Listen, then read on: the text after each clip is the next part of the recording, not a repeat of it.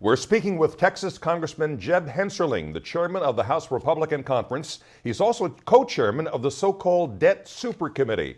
The panel's mission is to find at least $1.2 trillion in budget savings. Thanks for joining us, Representative. Happy to do it. Please bring us up to date on what the Supercommittee has done so far. We've had a lot of meetings. That's what we've done so far. I don't really feel at liberty in saying what other people are saying around the table. I do believe that everyone who's participating in the committee knows that America faces a very serious challenge. We do have a legitimate debt crisis. It's a threat to our national security. It's a threat to our job creation. Frankly, it's a threat to our children's future and the American dream. So people agree that there's a serious situation. Unfortunately, we still have to negotiate through very real differences on how we approach this. There are those who are still trying to raise taxes on struggling American families and on America's job creators. We fundamentally don't have a debt crisis because Washington is undertaxing the American people. It's because they're spending too much. And so we have to figure out a way to bend the growth curve on a lot of our federal entitlement spendings, which is what's really driving the crisis. We have a November 23rd deadline to report. We're meeting hours every day. We're negotiating in good faith. And I continue to have high hopes and tempered expectations. Your meetings are mainly behind closed doors. Why is that, and what does that say about transparency? Well, we are a standing committee of the United States Congress. We operate under the exact same rules as every other committee does. All of our official proceedings are posted on the web, as are our hearings. Are the Democrats on the committee still insisting on tax increases? Well, I think it is no secret that every Democrat I've met wants to increase taxes. So that, again, I'm not going to speak about what people are saying around the table, but it's pretty evident through statements that the President has made, statements that Nancy Pelosi has made, statements that Harry Reid has made. You know, what's interesting is even if you gave the President every single nickel of tax increases on small businesses and American families he's demanding, that's about $1.5 trillion over the next 10 years. And guess what? That's roughly 10% of our existing national debt. I mean, in many respects, this talk about taxes is a huge diversion from what has to be done, and that is finding different ways we can get quality retirement security, quality health care, again, at a price that will not bankrupt our children. How much are you willing to cut entitlements at risk of scaring the daylights out of seniors? Well, listen, I understand politics. I understand the political tactic of Metascare is alive and well. But, you know, I've got to look my 8-year-old son and my 9-year-old daughter in the eye one day and be able to tell them I did everything I could to preserve their future, their American dream. And so when you ask how much do these programs have to be cut, let me be very clear, they don't have to be cut one penny. Again, they don't have to be cut one penny. What has to happen is you have to cut the rate of growth.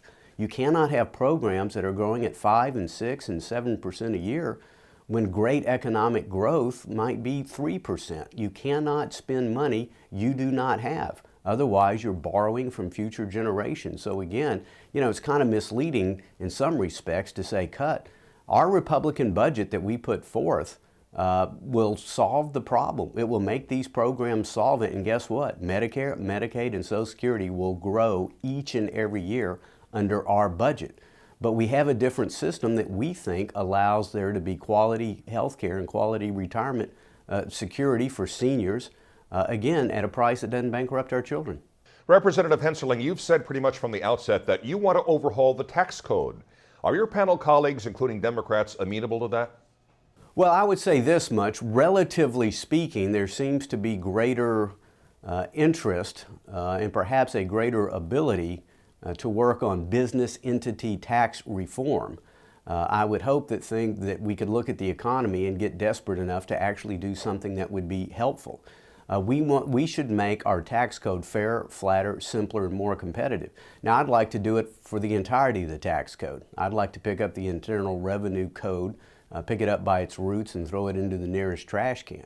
Having said that, realistically, that's probably a bridge too far for this committee, but I haven't given up hope that at least on the business entity side, we could see some fundamental tax reform, since we have the single highest corporate tax rate of any industrialized nation in the world. It's at least one of the reasons, certainly not the only reason, but one of the reasons that many jobs go overseas.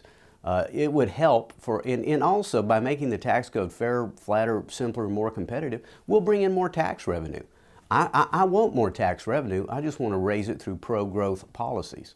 Republican governors want the committee to cut spending by rewriting Medicaid laws. What are the chances of that happening? Well, unfortunately, you'd probably need to interview some of my Democratic colleagues on that topic. I mean, Medicaid is crowding out just about every other state priority. It's going to start coming out of the education budgets, the law enforcement budgets. I mean, it's just completely eating up state budgets, and at the same time, many Medicaid patients can't even find doctors that will see them. I mean, it's a system that's so fouled up beyond belief. And so in our Republican budget, we put forth a system that would allow states to tailor, make their own Medicaid systems, cap the federal share of that. Many states want to do that. They can do a better job than the federal government. It's what Republicans are bringing to the table. Now, how it's going to ultimately be received by 6 Democrats on this Joint Select Committee for Deficit Reduction, you may have to wait till midnight on November 22nd to find the answer to that question. Fitch Ratings said that if the Supercommittee does not come up with a $1.2 trillion debt reduction package, it would likely result in negative rating action. How confident are you that given the committee's bipartisan membership, you can reach a deal to avoid a further downgrade in the nation's debt rating? Well, I'm not sure another downgrade's not going to happen anyway. Again, $1.2 trillion is better than a rounding error. But it is woefully insufficient to address our nation's debt crisis, woefully insufficient. CBS News reports lobbyists and advocacy groups are flooding you guys with requests and demands. How do you deal with that? Well, we've had to order in about 18 new inboxes for all the new letters and emails. Listen, a lot of the issues, I've served on the Budget Committee now for 8 years. In Congress. I'm not presently on it, but I've studied a lot of these issues. A number of the other members have as well. Listen, the input is important. We're always looking for ideas. But yes, there is a wealth of material, but a lot of the key ideas that will be part of the solution have been known. They've been debated in forums like the Rivlin-Domenici plan, the Simpson-Bowles plan. Some have been discussed in our House-passed budget.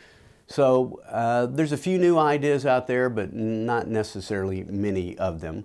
But the main thing is the American people, I believe, increasingly know that there is a debt crisis and they want to do something about it, and I'm encouraged by that. And finally, how is the threat of the so-called nuclear option, complete with its $454 billion in defense spending cuts, concentrating the minds of committee members? Well, it certainly concentrates my mind. Again, I don't think the cuts aimed at defense are significant. I don't even think they're serious. I think they're draconian. I do not believe that this nation will sit for what could prove to be a 17% cut in its national defense at a time where we continue to live in a very dangerous world. Having said that, I don't believe any of us are going to be held hostage by a sequester and take this nation down the road to fiscal instability because of this thing called a sequester. There's never been a 10-year sequester in the history of America. Now, I don't want to tempt fate. Again, I think the defense cuts would be ugly, but I'm not going to either have a club to my head or a gun to my head to somehow either have a massive tax increase on America's job creators, or frankly to kick the can down the road and refuse to do what has to be done to save America from bankruptcy, and that is to deal with our entitlement spending programs that are growing at 2 to 3 times the rate of the economy. Texas U.S. Representative Jeb Hensarling, thanks so much, sir. We appreciate it. Thank you. Thank you for watching Newsmax TV.